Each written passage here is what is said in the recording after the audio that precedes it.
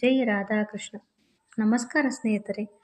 ಈ ದಿನ ಶ್ರೀ ಭಗವದ್ಗೀತೆಯ 18ನೇ ಅಧ್ಯಾಯದ ಬಗ್ಗೆ ನಾವಿವತ್ತು ತಿಳಿದುಕೊಳ್ಳೋಣ. ಇಲ್ಲಿ ಶ್ರೀಕೃಷ್ಣನು ಮೋಕ್ಷ ಸನ್ಯಾಸ ಯೋಗದ ಬಗ್ಗೆ ಅರ್ಜುನನಿಗೆ ಹೇಳುತ್ತಿದ್ದಾರೆ. ಅರ್ಜುನ ಈಗ ಕೇಳುತ್ತಿದ್ದಾರೆ. ಈ ಭಗವದ್ಗೀತೆಯ 18ನೇ ಅಧ್ಯಾಯದಲ್ಲಿ ಅರ್ಜುನ ಶ್ರೀಕೃಷ್ಣನಿಗೆ ಕೇಳುವ ಪ್ರಶ್ನೆ ಇದು. ಮಹಾಭಾವವೇ, ಅಂದರೆ ಕೃಷ್ಣನೇ, ಅಂತರ್ಯಾಮಿ, ವಾಸುದೇವ, ನಾನು ಸನ್ಯಾಸ ಮತ್ತು ತ್ಯಾಗದ ತತ್ವವನ್ನು ಬೇರೆ ಬೇರೆಯಾಗಿ ತಿಳಿಯಲು ಬಯಸುತ್ತೇನೆ. ದಯವಿಟ್ಟು ನನಗೆ ತಿಳಿಸಿಕೊಡು ಎಂದು ಅರ್ಜುನ ಶ್ರೀಕೃಷ್ಣನಲ್ಲಿ ಕೇಳುತ್ತಿದ್ದಾರೆ. ಅದಕ್ಕೆ ಶ್ರೀಕೃಷ್ಣ ಉತ್ತರ ಹೇಳುತ್ತಿದ್ದಾರೆ. ಎಷ್ಟೋ ಪಂಡಿತರು ಕಾಮ್ಯ ಕರ್ಮಗಳ ತ್ಯಾಗವನ್ನು ಸನ್ಯಾಸವೆಂದು ತಿಳಿಯುತ್ತಾರೆ, ಹಾಗೂ ಇತರ ವಿಚಾರಶೀಲರಾದ ಜನರು ಎಲ್ಲ ಕರ್ಮಗಳ ಫಲತ್ಯಾಗವನ್ನು ತ್ಯಾಗವೆಂದು ಹೇಳುತ್ತಾರೆ. ಎಲ್ಲ ಕರ್ಮಗಳು ದೋಷಯುಕ್ತವಾಗಿದೆ, ಆದ್ದರಿಂದ ತ್ಯಜಿಸಲು ಯೋಗ್ಯವಾಗಿವೆ ಎಂದು ಕೆಲವು ವಿದ್ವಾಂಸರು ಹೇಳುತ್ತಾರೆ. ಹಾಗೂ ಯಜ್ಞ, ದಾನ ಮತ್ತು ತಪಸ್ಸು ರೂಪವಾದ ಕರ್ಮಗಳು ತ್ಯಜಿಸಲು ಯೋಗ್ಯವಲ್ಲ ಎಂದು ಇತರ ವಿದ್ವಾಂಸರು ಹೇಳುತ್ತಾರೆ. ಪುರುಷರ ಶ್ರೇಷ್ಠ ಅರ್ಜುನ, ಸನ್ಯಾಸ ಮತ್ತು ತ್ಯಾಗ ಇವೆರಡರಲ್ಲಿ ಮೊದಲು ತ್ಯಾಗದ ವಿಷಯದಲ್ಲಿ ನನ್ನ ನಿಶ್ಚಯವನ್ನು ಕೇಳು. ಏಕೆಂದರೆ ತ್ಯಾಗವು ಸಾತ್ವಿಕ, ರಜಸ್ ಹಾಗೂ ತಮಸ್ ಎಂಬ ಭೇದದಿಂದ 3 ಪ್ರಕಾರದ್ದೆಂದೇ ಹೇಳಲಾಗಿದೆ. ಯಜ್ಞ, ದಾನ ಮತ್ತು ತಪಸ್ರೂಪಿ ಕರ್ಮ ತ್ಯಜಿಸುವುದು ಯೋಗ್ಯವಲ್ಲ, ಅಲ್ಲದೆ ಅದು ಅವಶ್ಯವಾದ ಕರ್ತವ್ಯವಾಗಿದೆ. ಏಕೆಂದರೆ ಯಜ್ಞ, ದಾನ, ತಪಸ್ಸು ಈ 3 ಕರ್ಮಗಳೇ ಬುದ್ಧಿವಂತರಾದ ಮನುಷ್ಯರನ್ನು ಪವಿತ್ರಗೊಳಿಸುವುದಾಗಿದೆ. ಆದ್ದರಿಂದ ಪಾರ್ಥ, ಈ ಯಜ್ಞ, ದಾನ, ತಪೋರೂಪಿ ಕರ್ಮಗಳನ್ನು ಹಾಗೂ ಇತರ ಸಮಸ್ತ ಕರ್ತವ್ಯ ಕರ್ಮಗಳನ್ನು ಆಸಕ್ತಿ ಮತ್ತು ಫಲಗಳನ್ನು ತ್ಯಜಿಸಿ ಅವಶ್ಯವಾಗಿ ಮಾಡಬೇಕು. ಇದು ನನ್ನ ನಿಶ್ಚಿತವಾದ ಉತ್ತಮ ಅಭಿಪ್ರಾಯವಾಗಿದೆ. ನಿಷಿದ್ಧ ಮತ್ತು ಕಾಮ್ಯ ಕರ್ಮಗಳನ್ನಾದರೂ ಸ್ವರೂಪದಿಂದ ತ್ಯಾಗ ಮಾಡುವುದು ಉಚಿತವೇ ಆಗಿದೆ. ಆದರೆ ನಿಯತ ಕರ್ಮವನ್ನು ಸ್ವರೂಪದಿಂದ ತ್ಯಜಿಸುವುದು ಯೋಗ್ಯವಲ್ಲ. ಅದಕ್ಕಾಗಿ ಮೋಹದಿಂದ ಅದನ್ನು ತ್ಯಜಿಸುವುದು ತಮಸ್ ತ್ಯಾಗವೆಂದು ಹೇಳಲಾಗಿದೆ. ಇರುವುದೆಲ್ಲ ಕರ್ಮಗಳು ದುಃಖರೂಪಿಯಾಗಿವೆ ಎಂದು ತಿಳಿದು ಶಾರೀರಿಕ ಕ್ಲೇಶದ ಭಯದಿಂದ ಕರ್ತವ್ಯ ಕರ್ಮಗಳನ್ನು ತ್ಯಾಗ ಮಾಡಿದರೆ, ಇಂತಹ ರಜಸ್ ತ್ಯಾಗವನ್ನು ಮಾಡಿದ ಅವನಿಗೆ ತ್ಯಾಗದ ಫಲವು ಯಾವ ರೀತಿಯಿಂದಲೂ ಸಿಗುವುದಿಲ್ಲ. ಅರ್ಜುನ, ಶಾಸ್ತ್ರವಿಹಿತ ಕರ್ಮ ಮಾಡುವುದು ಕರ್ತವ್ಯವಾಗಿದೆ ಎಂಬ ಭಾವನೆಯಿಂದ ಆಸಕ್ತಿ ಮತ್ತು ಫಲವನ್ನು ತ್ಯಾಗ ಮಾಡಿ ಮಾಡುವ ತ್ಯಾಗವೇ ಸಾತ್ವಿಕ ತ್ಯಾಗವೆಂದು ನಾವು ತಿಳಿಯಬೇಕು. ಕುಶಲವಲ್ಲದ ಕರ್ಮವನ್ನು ದ್ವೇಷಿಸದೆ, ಕುಶಲ ಕರ್ಮದಲ್ಲಿ ಆಸಕ್ತನಾಗದೆ, ಶುದ್ಧವಾದ ಸತ್ವಗುಣದಿಂದ ಕೂಡಿದ ಪುರುಷನು ಸಂಶಯರಹಿತ, ಬುದ್ಧಿವಂತ ಮತ್ತು ನಿಜವಾದ ತ್ಯಾಗಿಯೂ ಆಗಿದ್ದಾನೆ. ಏಕೆಂದರೆ ಶರೀರಧಾರಿಯಾದ ಯಾವುದೇ ಮನುಷ್ಯನು ಪೂರ್ಣವಾಗಿ ಕರ್ಮಗಳೆಲ್ಲವನ್ನೂ ತ್ಯಜಿಸುವುದು ಸಾಧ್ಯವಾಗದು. ಆದ್ದರಿಂದ ಕರ್ಮಫಲ ತ್ಯಾಗಿಯಾಗಿರುವವನೇ ತ್ಯಾಗಿಯಾಗಿದ್ದಾನೆ ಎಂದು ಹೇಳಲಾಗುತ್ತದೆ. ಅಂದರೆ ಕರ್ಮಫಲವನ್ನು ತ್ಯಾಗ ಮಾಡಿದಿರುವ ಮನುಷ್ಯನಿಗೆ ಕರ್ಮದ ಒಳ್ಳೆಯ, ಕೆಟ್ಟ ಮತ್ತು ಮಿಶ್ರ ಎಂಬ 3 ವಿಧದ ಫಲಗಳು ಸತ್ತ ಬಳಿಕ ಅವಶ್ಯವಾಗಿ ಸಿಗುತ್ತವೆ. ಆದರೆ ಕರ್ಮಫಲವನ್ನು ತ್ಯಾಗ ಮಾಡಿದ ಮನುಷ್ಯರಿಗೆ ಕರ್ಮಗಳ ಫಲಗಳು ಎಂದಿಗೂ ಸಿಗುವುದಿಲ್ಲ. ಮಹಾಭಾವವೇ, ಸಂಪೂರ್ಣ ಕರ್ಮಗಳ ಸಿದ್ಧಿಗೆ ಈ 5 ಕಾರಣಗಳನ್ನು, ಕರ್ಮಗಳನ್ನು ಮುಗಿಸಲು ಉಪಾಯವನ್ನು ತಿಳಿಸುವ ಸಂಖ್ಯಾಶಾಸ್ತ್ರದಲ್ಲಿ ಹೇಳಲಾಗಿದೆ. ಅವುಗಳನ್ನು ನೀನು ನನ್ನಿಂದ ಚೆನ್ನಾಗಿ ತಿಳಿದುಕೋ. ಕರ್ಮಗಳ ಸಿದ್ಧಿಗಾಗಿ ಅಧಿಷ್ಠಾನ, ಕರ್ತ, ಭಿನ್ನ ಭಿನ್ನ ಪ್ರಕಾರದ ಕಾರಣಗಳು, ಅನೇಕ ವಿಧದ ಬೇರೆ ಬೇರೆ ಕ್ರಿಯೆಗಳು ಮತ್ತು ಹಾಗೆಯೇ 5ನೆಯ ಕಾರಣ ದೈವವಾಗಿದೆ. ಮನುಷ್ಯನು ಮನಸ್ಸು, ವಾಣಿ ಮತ್ತು ಶರೀರದಿಂದ ಶಾಸ್ತ್ರಾನುಕೂಲವಾಗಲಿ ಅಥವಾ ಅದಕ್ಕೆ ವಿರುದ್ಧವಾಗಲಿ ಯಾವುದೇ ಕರ್ಮ ಮಾಡಲು ಈ 5 ಕಾರಣಗಳಿರುತ್ತವೆ. ಆದರೆ ಹೀಗಿದ್ದರೂ ಯಾವ ಮನುಷ್ಯನು ಅಶುದ್ಧ ಬುದ್ಧಿಯಿಂದಾಗಿ ಕರ್ಮಗಳು ಪೂರ್ಣವಾಗುವುದರಲ್ಲಿ ಕೇವಲ ಮತ್ತು ಶುದ್ಧ ಸ್ವರೂಪಿ ಆತ್ಮನನ್ನು ಕರ್ತ ಎಂದು ತಿಳಿಯುತ್ತಾನೆ, ಆ ಮಲಿನ ಬುದ್ಧಿಯ ಅಜ್ಞಾನಿಯು ಯಥಾರ್ಥವನ್ನು ತಿಳಿಯುವುದಿಲ್ಲ. ಯಾವ ಪುರುಷನ ಅಂತಃಕರಣದಲ್ಲಿ ನಾನು ಕರ್ತ ಆಗಿದ್ದೇನೆ ಎಂಬ ಭಾವ ಇರುವುದಿಲ್ಲವೋ, ಹಾಗೆಯೇ ಯಾರ ಬುದ್ಧಿಯು ಸಾಂಸಾರಿಕ ಪದಾರ್ಥಗಳಲ್ಲಿ ಮತ್ತು ಕರ್ಮಗಳಲ್ಲಿ ಅಂಟಿಕೊಳ್ಳುವುದಿಲ್ಲವೋ, ಆ ಮನುಷ್ಯನು ಎಲ್ಲ ಜನರನ್ನು ಕೊಂದರೂ ವಾಸ್ತವಿಕವಾಗಿ ಕೊಲ್ಲುವುದಿಲ್ಲ. ಹಾಗೂ ಅವನ ಪಾಪದಿಂದ ಬಂಧಿತನಾಗುವುದೂ ಇಲ್ಲ. ಜ್ಞಾತ, ಜ್ಞಾನ ಮತ್ತು ಜ್ಞೇಯ ಇವು 3 ವಿಧದ ಕರ್ಮ ಪ್ರೇರಣೆಯಾಗಿದೆ. ಮತ್ತು ಕರ್ತ, ಕಾರಣ ಹಾಗೂ ಕ್ರಿಯೆ ಇವು 3 ಪ್ರಕಾರದ ಕರ್ಮ ಸಂಗ್ರಹವಾಗಿದೆ. ಗುಣಗಳ ಸಂಖ್ಯೆಯನ್ನು ತಿಳಿಸುವ ಶಾಸ್ತ್ರದಲ್ಲಿ ಜ್ಞಾನ, ಕರ್ಮ ಮತ್ತು ಕರ್ತ ಇವು ಗುಣಗಳ ಭೇದದಿಂದ 3 ಪ್ರಕಾರದಿಂದಲೇ ಹೇಳಲಾಗಿದೆ. ಅದನ್ನು ನೀನು ನನ್ನಿಂದ ಚೆನ್ನಾಗಿ ಕೇಳು. ಯಾವ ಜ್ಞಾನದಿಂದ ಮನುಷ್ಯನು ಬೇರೆ ಬೇರೆಯಾದ ಎಲ್ಲ ಪ್ರಾಣಿಗಳಲ್ಲಿ ಒಂದೇ ಅವಿನಾಶಿಯಾದ ಪರಮಾತ್ಮ ಭಾವವನ್ನು ವಿಭಾಗರಹಿತ ಸಮಭಾವದಿಂದ ಸ್ಥಿತನಾಗಿದ್ದಾನೆ ಎಂದು ನೋಡುವ ಜ್ಞಾನವನ್ನು ನೀನು ಸಾತ್ವಿಕವೆಂದು ತಿಳಿಯಬೇಕು. ಆದರೆ ಯಾವ ಜ್ಞಾನದಿಂದ ಮನುಷ್ಯನು ಸಮಸ್ತ ಭೂತಗಳಲ್ಲಿ ಭಿನ್ನ ಭಿನ್ನ ಪ್ರಕಾರಗಳ ಅನೇಕ ಭಾವನೆಗಳನ್ನು ಬೇರೆ ಬೇರೆಯಾಗಿ ತಿಳಿಯುವನೋ ಆ ಜ್ಞಾನವನ್ನು ನೀನು ರಜಸ್ಸೆಂದು ತಿಳಿಯಬೇಕು. ಆದರೆ ಒಂದು ಕರ್ಮರೂಪಿ, ಒಂದು ಕಾರ್ಯರೂಪಿ ಶರೀರದಲ್ಲಿ ಪೂರ್ಣದಂತೆ ಆಸಕ್ತವಾಗಿದೆಯೋ ಹಾಗೆಯೇ ಯುಕ್ತಿಶೂನ್ಯ, ತಾತ್ವಿಕ, ಅರ್ಥರಹಿತ ಮತ್ತು ತುಚ್ಛವಾಗಿರುವ ಜ್ಞಾನವನ್ನು ತಮಸ್ಸೆಂದು ನೀನು ತಿಳಿಯಬೇಕು. ಶಾಸ್ತ್ರವಿಧಿಯಿಂದ ನಿಯಮಿಸಿದ ಕರ್ಮವನ್ನು ಕರ್ತೃತ್ವದ ಅಭಿಮಾನದಿಂದ ರಹಿತವಾಗಿ ಫಲವನ್ನು ಬಯಸದೇ ಇರುವ ಮನುಷ್ಯನು ರಾಗ ದ್ವೇಷ ರಹಿತವಾಗಿ ಮಾಡುವನೋ ಆ ಕರ್ಮವನ್ನು ಸಾತ್ವಿಕವೆಂದು ಹೇಳಲಾಗುತ್ತದೆ. ಆದರೆ ಬಹಳ ಪರಿಶ್ರಮ ಪೂರ್ವಕ ಹಾಗೂ ಭೋಗಗಳನ್ನು ಬಯಸುವ ಅಥವಾ ಅಹಂಕಾರದಿಂದ ಕೂಡಿದ ಮನುಷ್ಯನು ಮಾಡಿದ ಕರ್ಮವನ್ನು ರಜಸ್ಸೆಂದು ತಿಳಿಯಬೇಕಾಗಿದೆ. ಪರಿಣಾಮ, ಹಾನಿ, ಹಿಂಸೆ ಮತ್ತು ಸಾಮರ್ಥ್ಯ ಇವುಗಳ ವಿಚಾರ ಮಾಡದೆ ಕೇವಲ ಅಜ್ಞಾನದಿಂದ ಮಾಡುವ ಕರ್ಮವನ್ನು ತಮಸ್ಸೆಂದು ತಿಳಿಯಲಾಗುತ್ತದೆ. ಸಂಘರಹಿತನಾಗಿ ಅಹಂಕಾರ ಮಾತನ್ನು ಆಡದೆ ಧೈರ್ಯ ಉತ್ಸಾಹದಿಂದ ಹಾಗೂ ಕಾರ್ಯವು ಸಿದ್ಧವಾಗಲಿ ಆಗದಿರಲಿ ಅದರಲ್ಲಿ ಹರ್ಷ ಶೋಕಾದಿ ವಿಕಾರಗಳಿಂದ ರಹಿತನಾದ ಕರ್ತನನ್ನು ಸಾತ್ವಿಕನೆಂದು ಹೇಳಲಾಗುತ್ತದೆ. ಮತ್ತು ಆಸಕ್ತಿಯಿಂದ ಕೂಡಿದವನಾಗಿ ಕರ್ಮಗಳ ಫಲವನ್ನು ಬಯಸುತ್ತಾ ಲೋಭಿ, ಇತರರಿಗೆ ಕಷ್ಟ ಕೊಡುವ ಸ್ವಭಾವವುಳ್ಳ, ಅಶುದ್ಧ ಆಚರಣೆಯುಳ್ಳ ಮತ್ತು ಹರ್ಷ ಶೋಕಗಳಿಂದ ಕೂಡಿದ ಕರ್ತನನ್ನು ರಜಸ್ಸೆಂದು ತಿಳಿಯಬೇಕು. ಆಯುಕ್ತನು, ಶಿಕ್ಷಣರಹಿತನು, ಅಹಂಕಾರಿಯು, ಧೂರ್ತನು ಮತ್ತು ಇತರರ ಜೀವನವನ್ನು ನಾಶಪಡಿಸುವವನು, ಶೋಕಿಸುವವನು, ಸೋಮಾರಿಯೂ ದೀರ್ಘಸುತ್ತಿಯೂ ಆದ ಕರ್ತನನ್ನು ತಮಸ್ಸೆಂದು ತಿಳಿಯಲಾಗುತ್ತದೆ. ಇನ್ನು ಬುದ್ಧಿಯ ಮತ್ತು ಧೃತಿಯ ಗುಣಗಳಲ್ಲಿನ ಸಾರ 3 ಪ್ರಕಾರದ ಭೇದಗಳನ್ನು ಪೂರ್ಣವಾಗಿ ವಿಭಾಗಪೂರ್ವಕ ನಾನು ಹೇಳುವೆನು. ಅದನ್ನು ನೀನು ಕೇಳು.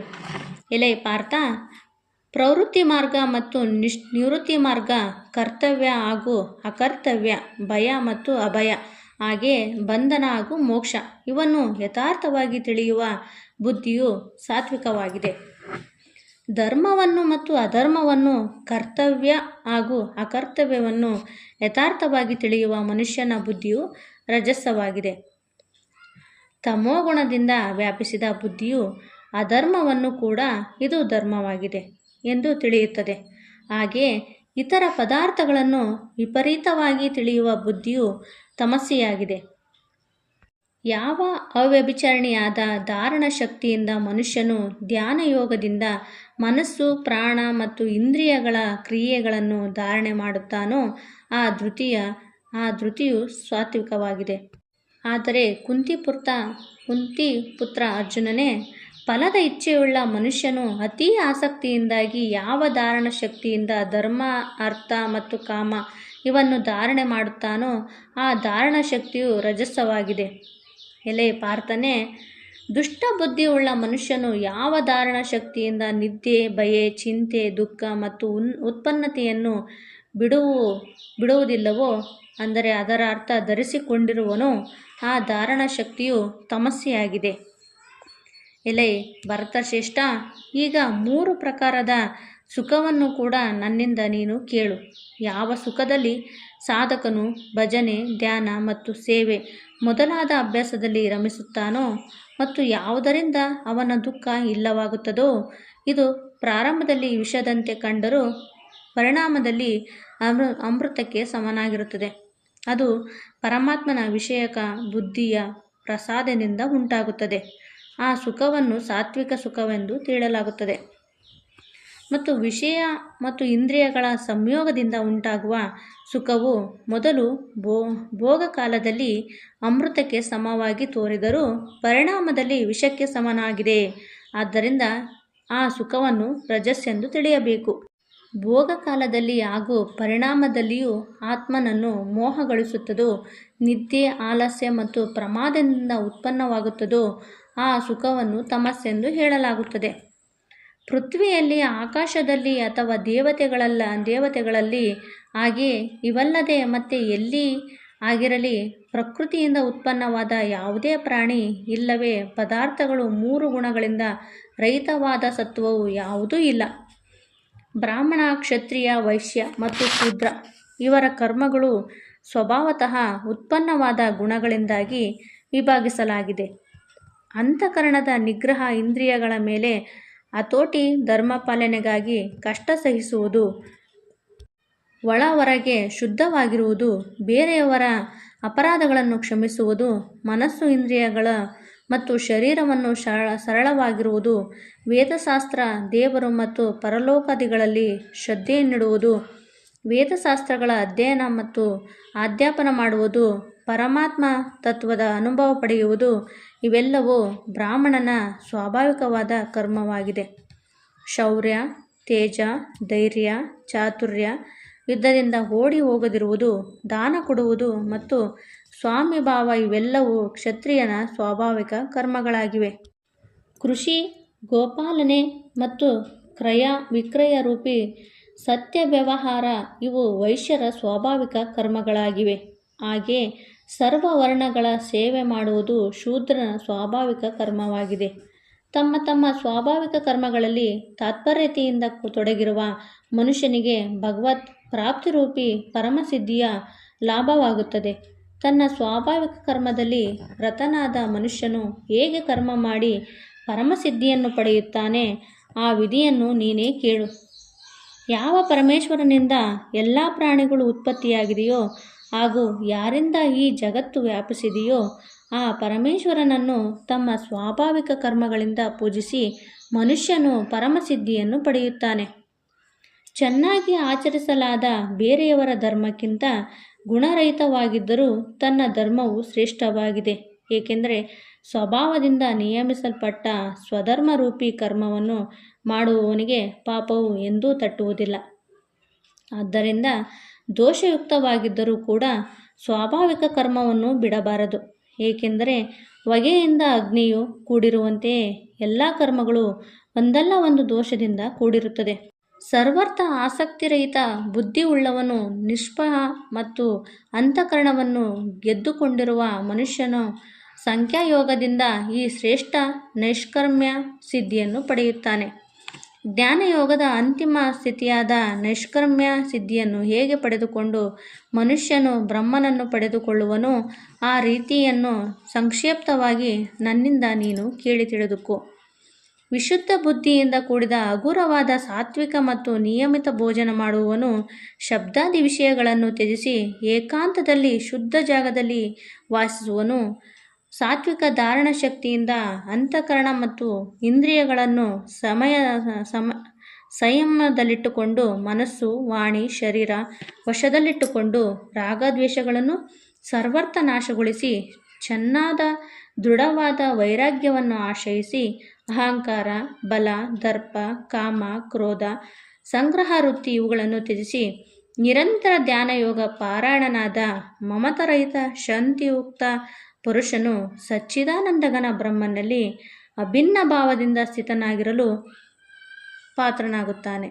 ಮತ್ತು ಈ ಸಚ್ಚಿದಾನಂದಘನ ಬ್ರಹ್ಮನಲ್ಲಿ ತದ್ರೂಪನಾದ ಪ್ರಸನ್ನ ಚಿತ್ತವುಳ್ಳ ಯೋಗಿಯು ಯಾವುದಕ್ಕಾಗಿಯೂ ಶೋಕಿಸುವುದಿಲ್ಲ ಹಾಗೂ ಯಾವುದನ್ನೂ ಬಯಸುವುದಿಲ್ಲ. ಹೀಗೆ ಸಮಸ್ತ ಪ್ರಾಣಿಗಳಲ್ಲಿ ಸಮಭಾವವುಳ್ಳ ಯೋಗಿಯು ನನ್ನ ಭಕ್ತಿಯನ್ನು ಪಡೆಯುತ್ತಾನೆ.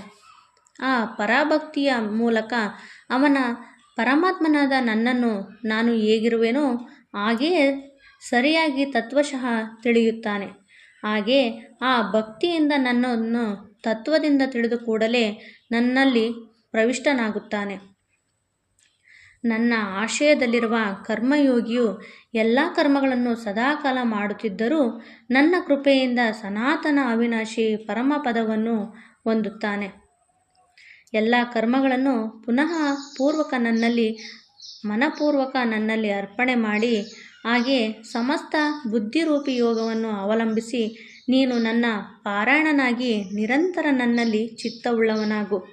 ಮೇಲೆ ಹೇಳಿದಂತೆ ನನ್ನಲ್ಲಿ ಚಿತ್ತವುಳ್ಳವನಾಗಿ ನೀನು ನನ್ನ ಕೃಪೆಯಿಂದ ಎಲ್ಲ ಸಂಕಷ್ಟಗಳನ್ನು ಸುಲಭವಾಗಿ ದಾಟಿಬಿಡುವೆ ಮತ್ತು ಅಹಂಕಾರದಿಂದ ನನ್ನ ಮಾತನ್ನು ಕೇಳದಿದ್ದರೆ ನಾಶವಾಗುವೆ, ಅಂದರೆ ಪರಮಾರ್ಥದಿಂದ ವಂಚಿತನಾಗುವೆ. ನೀನು ಅಹಂಕಾರಪಟ್ಟು ನಾನು ಯುದ್ಧ ಮಾಡುವುದಿಲ್ಲ ಎಂದು ತಿಳಿದಿರುವೆ. ಆ ನಿನ್ನ ನಿಶ್ಚಯವು ವ್ಯರ್ಥವಾಗಿದೆ, ಏಕೆಂದರೆ ನಿನ್ನ ಸ್ವಭಾವವು ನಿನ್ನನ್ನು ಬಲವಂತವಾಗಿ ಯುದ್ಧಕ್ಕೆ ತೊಡಗಿಸುತ್ತಿದೆ. ಯಾವ ಕರ್ಮವನ್ನು ನೀನು ಮೋಹದಿಂದಾಗಿ ಮಾಡಲು ಇಚ್ಛಿಸದಿದ್ದರೂ ಅದನ್ನು ಕೂಡ ನಿನ್ನ ಪೂರ್ವಕರ್ತ ಸ್ವಾಭಾವಿಕ ಕರ್ಮದಿಂದ ಬದ್ಧನಾದ್ದರಿಂದ ಪರಾಧೀನನಾಗಿ ಮಾಡುವೆ. ಅಂತರ್ಯಾಮಿ ಪರಮೇಶ್ವರನು ತನ್ನ ಮಾಯೆಯಿಂದ ಶರೀರರೂಪಿ ಯಂತ್ರದ ಮೇಲೆ ಅರೂಢನಾಗಿ ಸರ್ವ ಪ್ರಾಣಿಗಳನ್ನು ಅವರವರ ಕರ್ಮಾನುಸಾರ ಅಲಿಸುತ್ತಾ ಎಲ್ಲ ಪ್ರಾಣಿಗಳ ಹೃದಯದಲ್ಲಿ ನೆಲೆಸಿರುವನು. ನೀನು ಎಲ್ಲ ಪ್ರಕಾರದಿಂದ ಆ ಪರಮೇಶ್ವರನಿಗೆ ಶರಣಾಗು ಮತ್ತು ಆ ಪರಮಾತ್ಮನ ಕೃಪೆಯಿಂದಲೇ ನೀನು ಪರಮಶಾಂತಿಯನ್ನು ಹಾಗೂ ಸನಾತನ ಪರಮಧಾಮವನ್ನು ಹೊಂದುವೆ.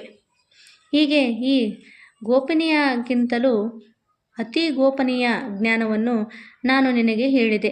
ಇನ್ನು ನೀನು ಈ ರಹಸ್ಯಮಯ ಜ್ಞಾನವನ್ನು ಪೂರ್ಣವಾಗಿ ಚೆನ್ನಾಗಿ ವಿಚಾರ ಮಾಡಿ ಮತ್ತು ನಿನಗೆ ಇಷ್ಟವಿರುವಂತೆ ಮಾಡು. ಸರ್ವ ಗೋಪನೀಯಕ್ಕಿಂತಲೂ ಅತಿ ಗೋಪನೀಯವಾದ ನನ್ನ ಪರಮ ರಹಸ್ಯಯುಕ್ತ ಮಾತನ್ನು ನೀನು ಇನ್ನೊಮ್ಮೆ ಕೇಳು. ನೀನು ನನಗೆ ಅತ್ಯಂತ ಪ್ರಿಯನಾಗಿರುವೆ, ಆದ್ದರಿಂದ ಈ ಪರಮಹಿತಕಾರಕವಾದ ವಚನವನ್ನು ನಾನು ನಿನಗೆ ಹೇಳುತ್ತೇನೆ. ನೀನು ನನ್ನಲ್ಲಿ ಮನಸ್ಸುಳ್ಳವನಾಗು, ನನ್ನ ಭಕ್ತನಾಗು, ನನ್ನನ್ನು ಪೂಜಿಸು ಮತ್ತು ನನಗೆ ನಮಸ್ಕರಿಸು. ಹೀಗೆ ಮಾಡುವುದರಿಂದ ನೀನು ನನ್ನನ್ನೇ ಪಡೆಯುವೆ. ಇದನ್ನು ನಾನು ನಿನಗೆ ಸತ್ಯವಾಗಿ ಪ್ರತಿಜ್ಞಾಪೂರ್ವಕ ಹೇಳುವೆನು, ಏಕೆಂದರೆ ನೀನು ನನಗೆ ಅತ್ಯಂತ ಪ್ರಿಯವಾದ ವ್ಯಕ್ತಿಯಾಗಿರುವೆ.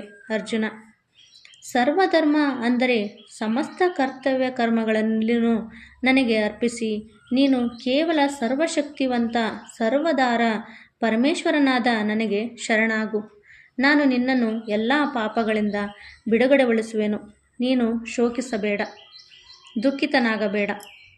ಈ ಗೀತಾರೂಪಿ ರಹಸ್ಯಮಯ ಉಪದೇಶವನ್ನು ಎಂದಿಗೂ ತಮಸ್ಸು ಮಾಡದ ಮನುಷ್ಯನಿಗೆ ಹೇಳಬೇಡ. ಹಾಗೆಯೇ ಭಕ್ತಿಹೀನ ಮನುಷ್ಯನಿಗೆ, ಹಾಗೆಯೇ ಕೇಳುವ ಇಚ್ಛೆ ಇಲ್ಲದವನಿಗೂ ಹೇಳಬಾರದು. ಹಾಗೂ ನನ್ನಲ್ಲಿ ದೋಷ ದೃಷ್ಟಿಯನ್ನಿರಿಸಿವನಿಗಿಂತಲೂ ಎಂದಿಗೂ ಹೇಳಬಾರದು. ನನ್ನನ್ನು ಇಷ್ಟಪಡದವರೆಗೂ ನೀನು ಎಂದಿಗೂ ಹೇಳಬೇಡ. ನನ್ನಲ್ಲಿ ಪರಮ ಪ್ರೇಮವನ್ನಿಟ್ಟು ಈ ಪರಮ ರಹಸ್ಯಯುಕ್ತ ಗೀತಾಶಾಸ್ತ್ರವನ್ನು ನನ್ನ ಭಕ್ತರಲ್ಲಿ ಹೇಳುವವನು ನನ್ನನ್ನೇ ಪಡೆಯುತ್ತಾನೆ, ಇದರಲ್ಲಿ ಯಾವ ಸಂದೇಹವೂ ಇಲ್ಲ. ಅವನಿಗಿಂತ ಹೆಚ್ಚಾಗಿ ನನ್ನ ಪ್ರಿಯ ಕಾರ್ಯ ಮಾಡುವವನು ಮನುಷ್ಯರಲ್ಲಿ ಬೇರೆ ಯಾರೂ ಇಲ್ಲ, ಹಾಗೂ ಭೂಮಂಡಲದಲ್ಲಿ ಅವನಿಗಿಂತ ಮಿಗಿಲಾಗಿ ನನಗೆ ಪ್ರಿಯನಾದವನು ಬೇರೆ ಯಾರೂ ಇಲ್ಲ, ಹಾಗೂ ಭವಿಷ್ಯದಲ್ಲಿಯೂ ಆಗಲಾರನು. ನಮ್ಮಿಬ್ಬರ ಈ ಧರ್ಮಮಯ ಸಂವಾದರೂಪಿ ಈ ಗೀತಾಶಾಸ್ತ್ರವನ್ನು ಅಧ್ಯಯನ ಮಾಡುವ ಮನುಷ್ಯನ ಮೂಲಕ ನಾನು ಜ್ಞಾನಯಜ್ಞದಿಂದ ಪೂಜಿತನಾಗುವೆನು ಎಂಬುದು ನನ್ನ ಮತವಾಗಿದೆ. ಶ್ರದ್ಧಾಯುಕ್ತನಾಗಿ ದೋಷ ದೃಷ್ಟಿಯನ್ನಿಡದೆ ಈ ಗೀತಾಶಾಸ್ತ್ರದ ಶ್ರವಣ ಮಾಡುವವನು ಕೂಡ ಪಾಪಗಳಿಂದ ಮುಕ್ತನಾಗಿ ಪುಣ್ಯಕರ್ಮ ಮಾಡುವವರ ಶ್ರೇಷ್ಠ ಲೋಕಗಳನ್ನು ಹೊಂದುತ್ತಾನೆ. ಈ ಗೀತಾಶಾಸ್ತ್ರವನ್ನು ನೀನು ಏಕಾಗ್ರ ಚಿತ್ತದಿಂದ ಕೇಳಿರುವೆಯಲ್ಲ. ಹಾಗೂ ಧನಂಜಯನೇ, ಅಜ್ಞಾನದಿಂದ ಉಂಟಾದ ನಿನ್ನ ಮೋಹವು ನಾಶವಾಗಿದೆಯಲ್ಲ. ಅರ್ಜುನ ಕೃಷ್ಣನಿಗೆ ಹೇಳುತ್ತಿದ್ದಾರೆ, ಹೇ ಅಚ್ಯುತ, ನಿನ್ನ ಕೃಪೆಯಿಂದ ನನ್ನ ಮೋಹವು ನಾಶವಾಯಿತು ಹಾಗೂ ನನ್ನ ಸ್ಮೃತಿಯನ್ನು ಪಡೆದುಕೊಂಡಿರುವೆನು. ಈಗ ನಾನು ಸಂಶಯರಹಿತನಾಗಿ ಸ್ಥಿತನಾಗಿದ್ದೇನೆ, ಆದ್ದರಿಂದ ನಿನ್ನ ಆಜ್ಞೆಯನ್ನು ಪಾಲಿಸುವೆನು. ಸಂಜಯನು ಹೇಳಿದನು, ಎಲೆ ರಾಜನೇ, ಹೀಗೆ ನಾನು ಶ್ರೀ ವಾಸುದೇವ ಮತ್ತು ಮಹಾತ್ಮ ಅರ್ಜುನರ ಈ ಅದ್ಭುತ ರಹಸ್ಯಮಯ ರೋಮಾಂಚಕರ ಸಂವಾದವನ್ನು ಕೇಳಿದೆನು. ಶ್ರೀ ವ್ಯಾಸರ ಕೃಪೆಯಿಂದ ದಿವ್ಯ ದೃಷ್ಟಿಯನ್ನು ಪಡೆದ ನಾನು ಈ ಪರಮ ಗೋಪನೀಯ ಯೋಗವನ್ನು ಸ್ವತಃ ಯೋಗೇಶ್ವರ ಭಗವಾನ್ ಶ್ರೀಕೃಷ್ಣನು ಅರ್ಜುನಿಗೆ ಹೇಳುತ್ತಿರುವಂತೆ ಪ್ರತ್ಯಕ್ಷವಾಗಿ ಕೇಳಿದ್ದೇನೆ. ಮಹಾರಾಜ, ಭಗವಾನ್ ಶ್ರೀಕೃಷ್ಣ ಮತ್ತು ಅರ್ಜುನರ ಈ ರಹಸ್ಯಮಯ ಕಲ್ಯಾಣಕಾರಕ ಹಾಗೂ ಅದ್ಭುತ ಸಂವಾದವನ್ನು ಪುನಃ ಪುನಃ ಸ್ಮರಿಸಿಕೊಂಡು ನಾನು ಪದೇ ಪದೇ ಹರ್ಷಿತವಾಗುತ್ತಿದ್ದೇನೆ. ಎಲೆ ರಾಜ, ಶ್ರೀ ಹರಿಯ ಈ ಅತ್ಯಂತ ಅಲೌಕಿಕ ರೂಪವನ್ನು ಬಾರಿ ಬಾರಿಗೂ ಸ್ಮರಿಸಿಕೊಂಡು ನನ್ನ ಚಿತ್ತದಲ್ಲಿ ತುಂಬ ಆಶ್ಚರ್ಯವಾಗುತ್ತಿದೆ ಮತ್ತು ನಾನು ಪದೇ ಪದೇ ಹರ್ಷಿತನಾಗುತ್ತಿದ್ದೇನೆ. ಎಲ್ಲಿ ಯೋಗೇಶ್ವರನಾದ ಭಗವಾನ್ ಶ್ರೀಕೃಷ್ಣವಿದ್ದಾನೋ ಹಾಗೂ ಗಾಂಡೀವ ಧನುರ್ಧಾರಿ ಅರ್ಜುನವಿರುವನೋ ಅಲ್ಲಿಯೇ ಶ್ರೀ ವಿಜಯ, ವಿಭೂತಿ ಮತ್ತು ಅಚಲವಾದ ನೀತಿಯೂ ಕೂಡ ಇದೆ ಎಂಬುದೇ ನನ್ನ ಮನದಾಳದ ಮಾತು ಆಗಿದೆ. ಭಗವದ್ಗೀತೆ ನಮಗೆ ಪ್ರಾಪಂಚಿಕ ಸುಖದ ಸೆಳೆತವನ್ನು ಮೀರಿ ಎತ್ತರಕ್ಕೇರಲು ಬೇಕಾದ ಆಧ್ಯಾತ್ಮ ಜ್ಞಾನ ಮತ್ತು ವೇದ ವಿದ್ಯೆಯನ್ನು ಕೊಡುವ ಅಪೂರ್ವ ಗ್ರಂಥವಾಗಿದೆ. ಗೀತೆ ಮನಸ್ಸಿನಲ್ಲಿ ನಿಂತರೆ ಸುಳ್ಳು, ಮೋಸ ಸಾಧ್ಯವಿಲ್ಲ. ಇಲ್ಲಿ ಗೀತೆಯ ಅಧ್ಯಯನವಿದೆ, ಅಲ್ಲಿ ಪ್ರಾಮಾಣಿಕತೆ ಇದೆ. ಗೀತೆಯನ್ನು ಓದಿ, ಗೀತೆಯನ್ನು ಮುಟ್ಟಿ ನಾವು ಸುಳ್ಳು ಹೇಳಿದರೆ, ಅಪ್ರಾಮಾಣಿಕವಾಗಿ ಬದುಕಿದರೆ ಅದು ಈ ಗೀತಾಚಾರ್ಯನಿಗೆ ನಾವು ಮಾಡುವ ದ್ರೋಹವಾಗಿದೆ. ಎಲ್ಲ ಗೀತೆಯ ಜ್ಞಾನವಿದೆ. ಎಲ್ಲಿ ಗೀತೆಯ ಜ್ಞಾನವಿದೆ ಅಲ್ಲಿ ಖಂಡಿತ ಗೆಲುವಿದೆ, ಉನ್ನತಿ ಇದೆ, ನೀತಿ ಇದೆ, ಸಮಷ್ಟಿಯೂ ಇದೆ ಎನ್ನುವಲ್ಲಿಗೆ ಭಗವದ್ಗೀತೆಯ ಅತ್ಯದ್ಭುತ ಸಂದೇಶವು ಕೊನೆಗೊಂಡಿತು. ಇಲ್ಲಿಗೆ 18ನೇ ಅಧ್ಯಾಯ ಮುಗಿಯಿತು. ಸರ್ವೇ ಜನ ಸುಖಿನೋ ಭವಂತು.